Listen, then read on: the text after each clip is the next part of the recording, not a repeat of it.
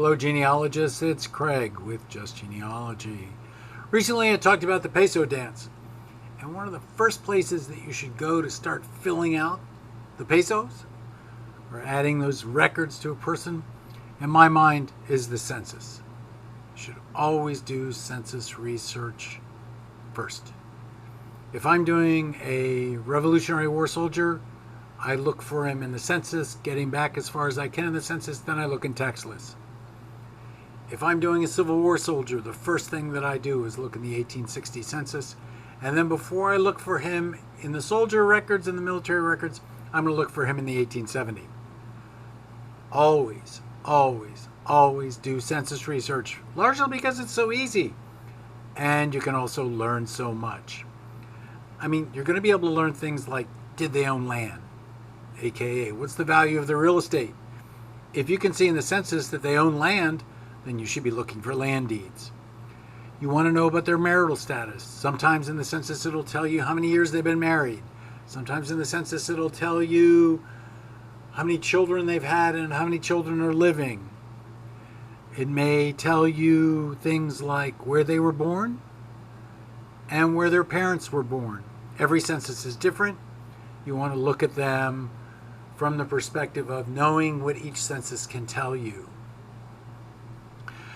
Not only that, you want to look for things like, are they naturalized citizens? Are they aliens? Are they U.S. citizens? What's their ethnicity from the perspective of race? Are they mulatto? Are they black? Are they white? Are they widows? Are they head of household? All of the pieces. And you not only want to look in the population schedules, but you want to look in the social schedules. You want to look in the agricultural schedules. You want to look in the mortality schedules, because you never know what they're going to tell you also. I use them to do things like give me some idea about when they were married. If it doesn't tell me how many years they've been married, I base it on when their first child was born. Recognize you don't have to be married to have that first child. It just takes 7, 8, 9 months.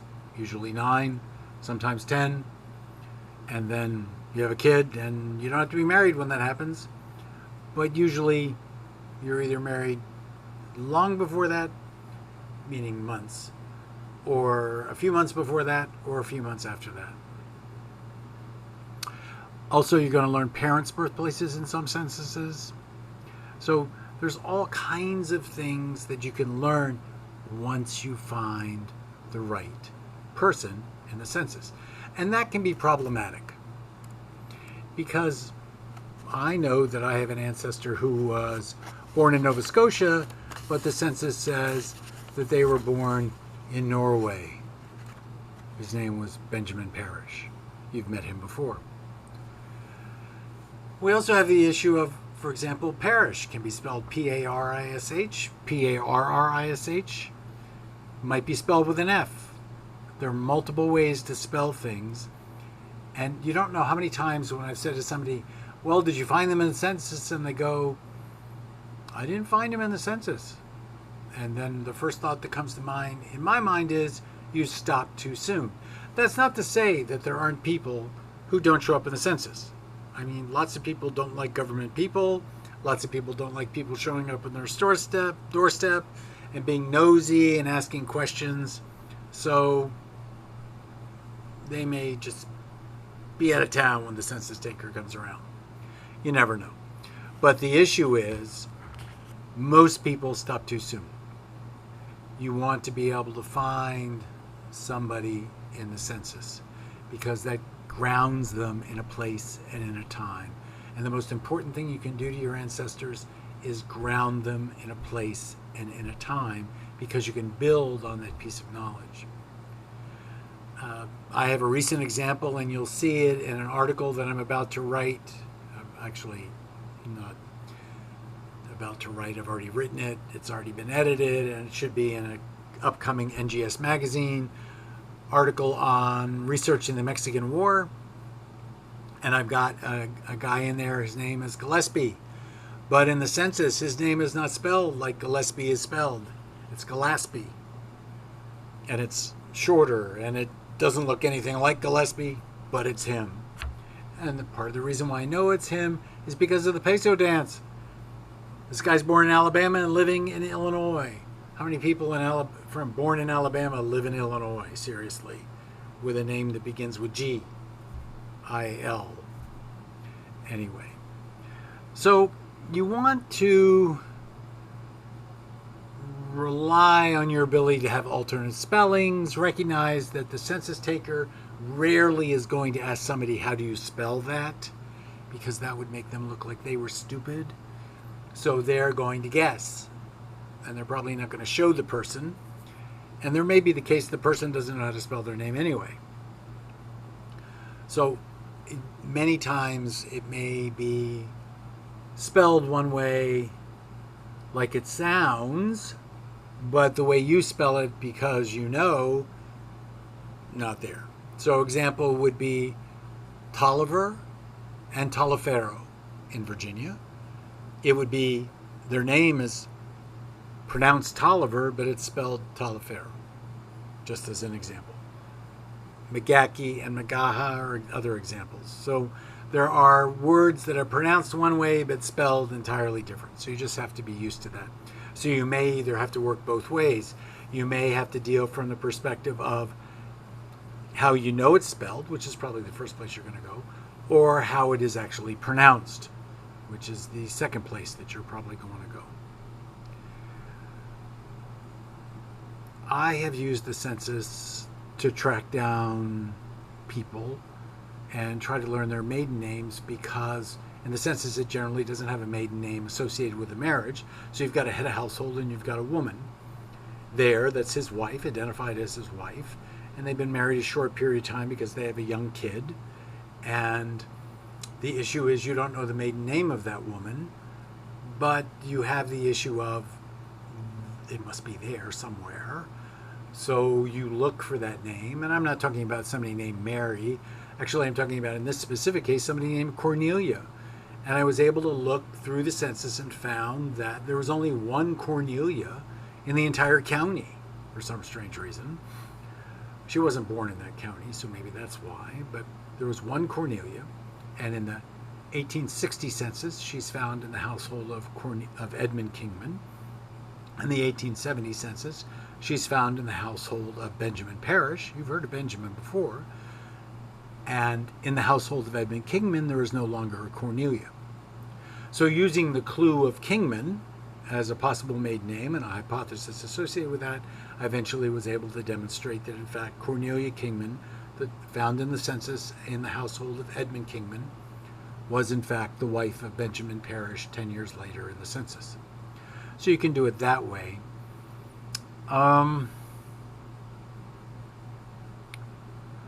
Remember that you want to look at neighbors. You always want to look at neighbors. Now, lots of people just go find a census entry and they stop. And that's all they do. And that's not being a genealogist, that's doing genealogy. You know, that's what we're all here about. At a minimum, I will look 3 pages either side of a person. I'm looking for neighbors, I'm looking for people of the same surname, I'm looking for people of the same surname in the households of other people. 3 is my minimum. 10 is probably my maximum. Because 10 is quite a bit. And it also depends on whether you're dealing with a rural area or whether you're dealing with a suburban area or an urban area. I guess really there aren't that many suburban areas until after 1950. But anyway, that said, you also want to see if you can follow the track of the census taker, because it may be that he's going down one side of the street and going down a couple miles, then coming back the other side of the street. So you want to make sure that you see where they're available, those addresses. Now, another tool that I use is, like, say I find them in the 1860 and 1870 census, but I don't see them in the 1880 census. Well, I do see the same neighbors in 60 and 70. So what I will do is look for the neighbor in 1880 And maybe my person will be right next to that neighbor where they belong, but for some reason you can't find it. Indexing of censuses is an art, not a science, and sometimes things are indexed inappropriately. And of course, if you're only relying on the index, then you're not doing your job as a genealogist. Recognize there will be times in your lifetime when you are going to take an entire county and do a line by line on that county. And usually, my experience is that if I'm interested in a county that I know I'm going to be spending a lot of time in, that I really need to know the names of all the people in the county kind of thing, then what I'm going to do is I'm going to take a look at the census and do a line by line, just looking, not writing anything down, just familiarizing myself with what I will find in the census, because you never know what you're going to find. So, again, remember alternative spellings. Remember that spellings can change. How many L's does Phillips have? You may find that Phillips in one census has 2 L's and the next census that only has 1. And you don't know what the circumstance is. Maybe there was a falling out in the family and they didn't want to be identified with him anymore. Don't forget to look at neighbors. The other thing, and I'm just wandering these things through my head about what else I have to worry about. Many times you will plug in a name into the census, and actually the census taker only uses initials. So you want to also deal with it from the perspective of initials only. You want to, as soon as you have initials only, figure out by going to an additional census what the names of these people actually are, because you want to make sure that you have the same family. Now there is one other circumstance, and that's the use of MAC. There are a variety of different ways. MC and MAC all mean the same thing. There's no difference between them, and you don't know what a census taker is going to write down. I've been indexing a book where MAC is M apostrophe, whatever the letter is, next letter is. It doesn't say MAC. It's not MAC, it's not MC, it is M apostrophe. So all 3 of these things may come into play as you're trying to find somebody. So remember that MAC can be spelled in a variety of different ways.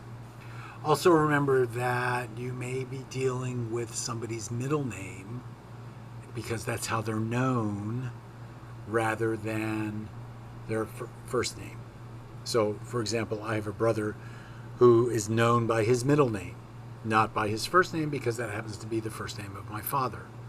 So in the census, it may have, although I haven't looked because I can't find him in the census yet, he's not old enough. I didn't even make the 1850 census. I was not there yet. Still had another year to go. So I still have to wait 10 more years before I can find my name in the census. My most recent example of census work was to find my parents in the 1950 census. I knew where they lived. I went there and looked. They weren't there. And the reason was they didn't live there yet. I thought they lived there in 1850.